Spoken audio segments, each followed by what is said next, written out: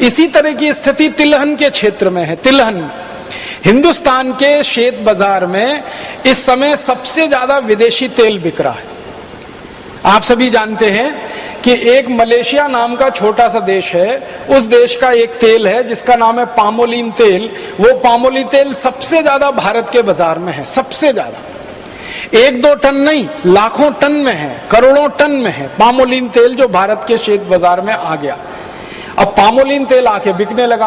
अब पामोलिन तेल का भाव भारत में आके पड़ता है 20 से 22 रुपए लीटर, और शेतकरी समाज जो उत्पन्न करके तेल देता है वो है 40 रुपए लीटर। अब भारत का शेतकरी सरसों का तेल करे 40 रुपए लीटर, नारियल का तेल करे 60 रुपए लीटर, तिलहन का तेल पैदा करे 90 रुपए लीटर, तो भारत में 40, 60 और 90 रुपए लीटर के आसपास तेल का भाव है। और विदेशी पाम तेल मिलता है 20 से 22 रुपए लीटर। तो सारे भारतवासी जो तेल बनाने वाले उद्योगपति हैं वो सब पामोलिन तेल धड़ल्ले से लाखों लाखों टन में इंपोर्ट कर रहे हैं, और उस पामोलिन तेल को भेड़सेड़ करके, मिलावट करके आपको बेच रहे हैं। आप बाजार से डिब्बाबंद जितना भी तेल लाके खाते हैं वो सब पाम तेल है। और आपको सुनकर हैरानी होगी, 4-5 साल पहले तक इस देश में ऐसा कानून था कि पाम तेल किसी भी दूसरे तेल में मिला के नहीं बेचा जा सकता। गेट करार और WTO के दबाव में अब कानून ऐसा है कि पाम तेल किसी भी तेल में मिला के बेचा जा सकता है।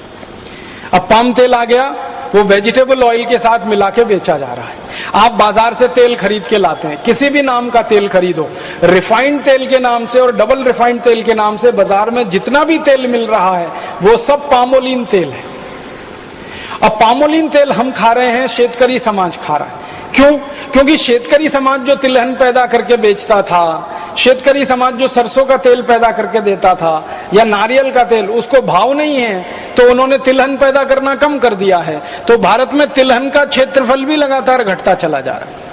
दालें पैदा करना कम कर दिया, तिलहन पैदा करना कम कर दिया, तेल का उत्पन्न इस देश में कम हो गया, तो विदेशों से पाम तेल आकर बिकने लगा। अब वो पाम तेल के 2 दुष्परिणाम हैं। एक तो जो शेतकरी नारियल करते थे, जो शेतकरी तिल पैदा करते थे, जो शेतकरी सरसों पैदा करते थे, उनको नुकसान। दूसरा नुकसान देश के खाने वाले लोगों को, जो पाम तेल खाएगा, मैं आपको स्टाम्प पेपर पे लिख के देता हूं, तुरंत हार्ट अटैक से मर जाएगा। क्योंकि पाम तेल के बारे में सारी दुनिया के जो रिसर्च हुए हैं वो ये बताते हैं, और ये डॉक्टर चौधरी के लिए मैं कहता हूं कि पाम तेल में सबसे ज्यादा ट्रांस फैट्स हैं, सबसे ज्यादा। और ट्रांस फैट्स वो फैट्स हैं जो कभी भी बॉडी में डिसॉल्व नहीं होते, किसी भी टेम्परेचर पर डिसॉल्व नहीं होते। और ट्रांस फैट्स जब बॉडी में डिसॉल्व नहीं होते तो वो फैट बढ़ता जाता है, बढ़ता जाता है, बढ़ता जाता है। और आपने सुना होगा कि जब फैट जरूरत से ज्यादा बढ़ जाता है तभी हृदय घात आता है और आदमी मर जाता है।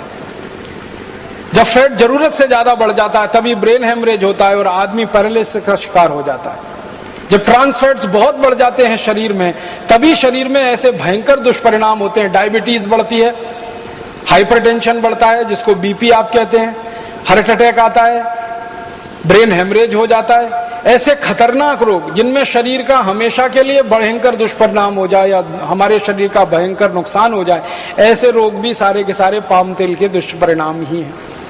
पाम तेल दुनिया में कोई नहीं खाता भारत को छोड़कर।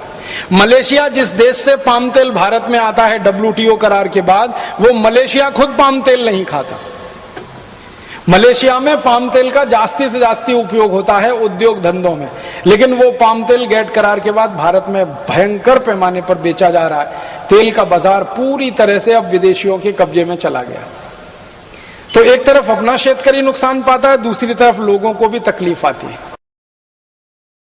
दोस्तों, सबसे पहले तो चैनल सब्सक्राइब करें, फिर लाइक, कमेंट और शेयर करें, और हाँ, हमारा एंड्रॉयड ऐप डाउनलोड करना ना भूलें।